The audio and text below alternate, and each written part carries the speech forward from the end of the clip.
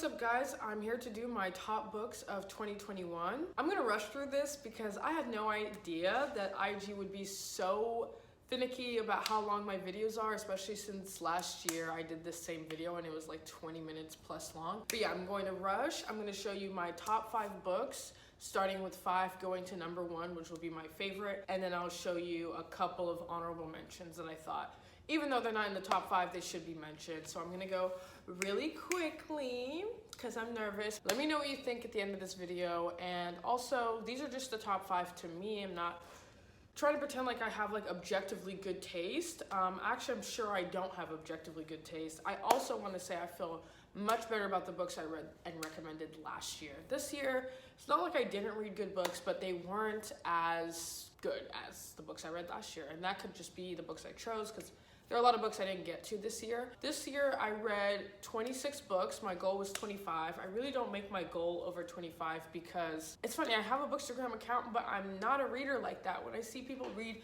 100 books, 75 books, 200 books, I don't know how you guys are doing that. I get so distracted during a book, even if I really like it, so I have to set it down. There's no way I can read more than 100 pages in a sitting. But I really commend you guys. But yeah, my goal was 25. I read 26. Half of those books were by Black authors. So I'm really happy about my reading. I don't want to read that much more. I do want to read a more variety of books and more challenging texts. That's what I will say. Number 5 for me is Somebody's Daughter by Ashley C. Ford. This is a memoir about Ashley's life from childhood to adulthood as she's dealing with her father not being present in her life. Trigger warning, her father is in prison for raping 2 women. And this is kind of shocking for Ashley because Ashley herself is a survivor, having been, I don't know if molested is the word, but an adult kisses her when she's like 7 years old, an adult man, and then raped by an ex-boyfriend. Even though I do think it's a little bit mismarketed to say that this book is about abolition, I do appreciate the lessons that Ashley shares about how even though her father has committed very, horrible acts, she still understands that he loves her and that he is deserving of love. And it makes you think like there is a humanity in all of us. Okay, number 4 for me is an author, I really love and I have for a long time. That is God Bless You, Mr. Rosewater by Kurt Vonnegut. This is a satirical novel about Mr. Rosewater, and he is the heir to a large fortune that is passed down through the ownership of companies, like fake companies, and a foundation. And if you're the president of the foundation, you can do whatever you want with the foundation's money. So that's how the Rosewater family passes down their wealth. Unfortunately, Mr. Rosewater wants to help people who have less money than him. His whole family, because of that, thinks he's crazy. You want to help the poor? What? So his father, the senator, is like, please help my son, somebody. And his wife is like, being around poor people is bad for my mental health. I'm going to leave you. And it's very funny, very satirical, and just a really good look at class in America without being preachy, I think. Okay, my 3rd book is a wild card because I definitely do not read fantasy like that anymore.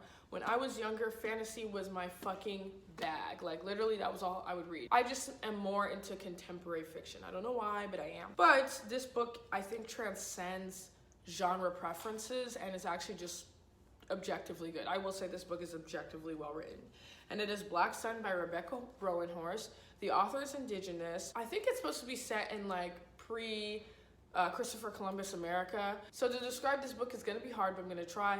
Basically, there's a city called Tova. It's a holy city. There's 4 houses, and there's a ruling priesthood that's ruled by a sun priest. The sun priest, who has just been promoted, is a progressive kind of like rogue figure who wants to mend the relationship the priesthood has with the 4 houses. Of the 4 houses, there's a house called Carrion Crow, and they've been the most mistreated of the houses. And among the Carrion Crow, there's a sect of them that believe there's a crow god coming to basically get revenge on y'all. So everyone's like, you guys are crazy, there's no such thing as a crow god, but actually there is.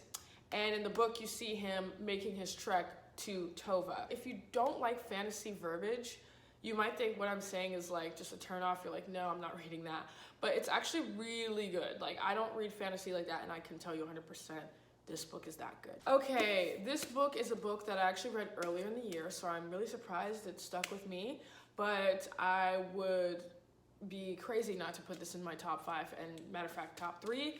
And that is Memorial by Brian Washington. I wasn't really interested in reading this book because I had never read Lots by Brian Washington, but this book has really made Brian Washington an automatic buy for me. And I feel like if you like Sally Rooney but want less white people in your books, this book is what you need to read. This follows Benson and Mike, who are in a 4-year relationship and are kind of deciding, like, what do we want to do from now? Benson is Black, Mike is Japanese, and they're kind of just like, I don't really know, like, do we want to even be together? Like, what's going on? But before they can answer that question, Mike realizes that his father is dying in Japan of a disease, and his father left him and his mom when they were very young, but he still feels like, okay, my father's dying, let me just go see him for the last time. When he goes over to Japan, it's funny because Mike's mom comes from Japan to the US, so there's like a switcheroo. Mike ends up in Japan, Mike's mom ends up in the US with Benson.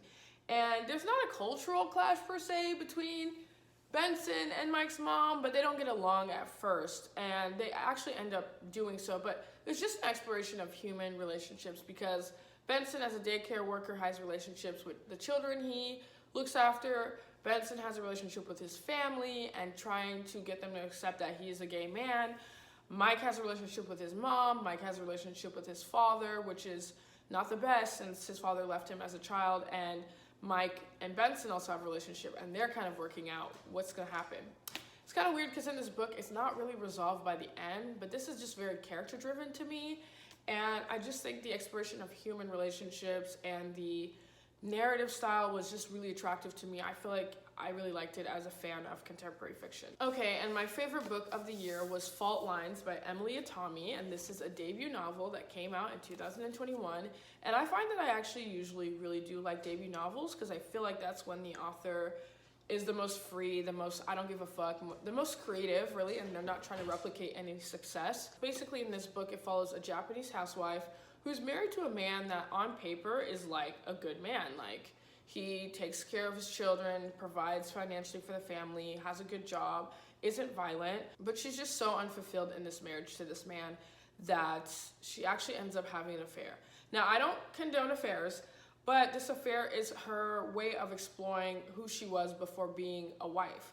Like, she went from being a singer at bars and clubs, going out with friends until early morning, and now she's someone who folds laundry for a living. And it's just an exploration about like what we are as women outside of the roles we play to other people, such as mom and wife. And I don't know why I like books like these, because I'm not a mom, I'm not a wife, and I don't know, it just really like touches me. And at the end, you see she makes a decision between staying with her husband or going off with the restaurant man that she has an affair with.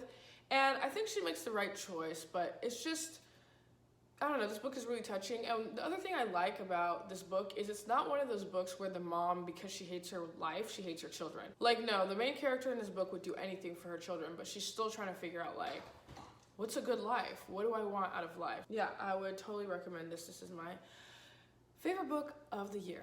Okay, so my favorite YA of the year was Amber McBride's Moth, and this follows a teenage Black girl whose family dies in a car crash and she is the only survivor. She transfers schools, lives with her aunt, and at the high school, nobody really notices her or pays attention to her except for this teenage indigenous boy named Sonny, and they go on a road trip. And there's a twist at the end, not at the end, but near the end, where you're like, whoa, this is crazy. But what I really liked was just the way the book was written. And it's funny because I really don't like poetry like that. Like, I'm gonna be honest, like, I'm tired of pretending like I like poetry. I really don't like the majority of poetry. But this book was written in somewhat of a poetic verse, and I thought it was just so well done for this book. And yeah, that was the best YA I read this year. Okay, so I'm gonna go really quickly through the honorable mentions. I know. Outlawed by Anna North. Look, this book had problems, but at the same time, this book was really visually interesting. I don't know if it's because it's a Western, and I don't really read Western, so I didn't know how fun a Western could be. This book is set in 1894, and in this society, women, if they don't have children, they are killed, because having a child is the most important thing you can do if you're a woman. Or if you're deemed a woman by society. So in this book, the main character, Ada, I always want to say it the Nigerian way, Ada, but no, I'm gonna say it the English way. Ada, the main character, is a woman who can't have children. So Ada, trying to escape this fate, runs away to join a group of outlaws called Hole in the Wall Gang. This Hole in the Wall Gang is made up of women and non-binary characters who, you know, in the same way have had to leave their communities because of their failure to bear children. Even though I dragged it in my review, it's an honorable mention. The Prophets by Robert Jones Jr.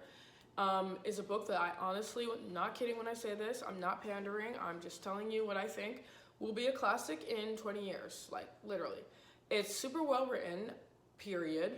Y'all can say it's overwritten, but it's well written. And to me, this does the important job of placing queer people in history. And in this book, it follows two male slaves, Samuel and Isaiah, who are in love with each other.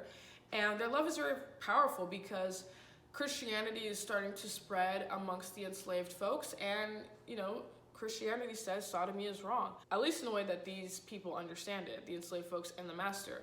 So not only are they resisting that, I think in an interesting way, they're also resisting the slave master, because in a time when the love between a man and a woman could be corrupted if they had a child, which would become a slave and turn profit for the master, the queer relationship is very powerful because no children is produced. So not only is their love like resisting Christianity, but it's also economically inefficient.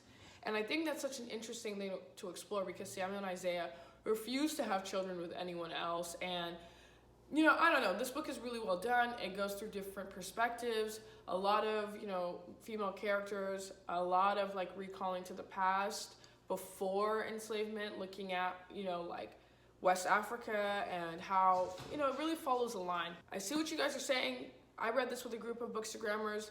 I feel like we all agreed this book was hard to get through, but I don't think that makes it a bad book. And actually, I think this book will be a classic in 20 years. Okay, last book I want to talk about is We Will Not Cancel Us and Other Dreams of Transformative Justice by Adrienne Marie Brown.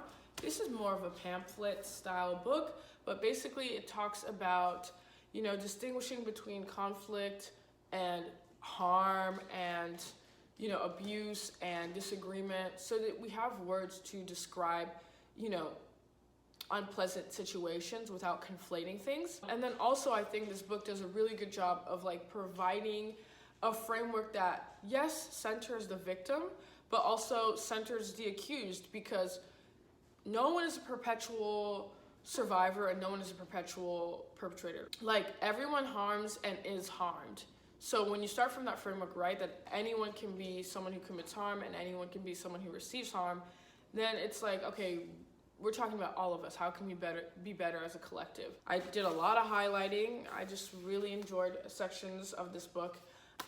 So yeah, We Will Not Cancel Us is my third and last honorable mention. So yeah, thank you guys so much for watching. Hopefully this video uploads in full. Let me know what you guys think. Don't be a snob. I'm not saying my taste is objectively good. I'm just saying these were my favorites of the year. A year that honestly felt like 3 years. I can't believe it. My life has changed so much in 2021. I'm super grateful to this community. And yeah, what can I say? Like, yeah, I don't know. But yeah, thank you so much for watching, and I will catch you guys later. Bye.